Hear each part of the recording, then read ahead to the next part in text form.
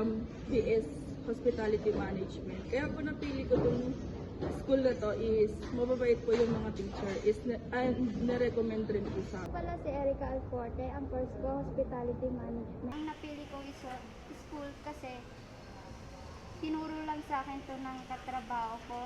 Then, okay naman yung mga teacher. My name is Reza, third year college from BHSM.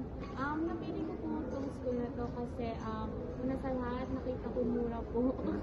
And masasabi ko po sa mga teacher is friendly po sila at saka madali lapitan. So, kaya nagustuhan ko po.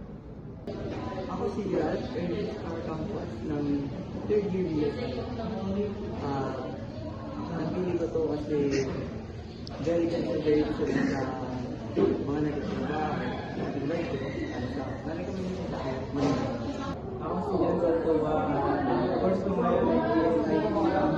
Napili ko tong school na to kasi yung kaibigan ko dito nag-aaral ko. Nirefer niya sa akin, then kaya naman ako pumayag kasi sabi, maganda yung school na to, then mababait yung mga guro, at hanggang sa lahat malapit sa bahay ko. Kaya na pag-desisyon naman ko dito na rin ako.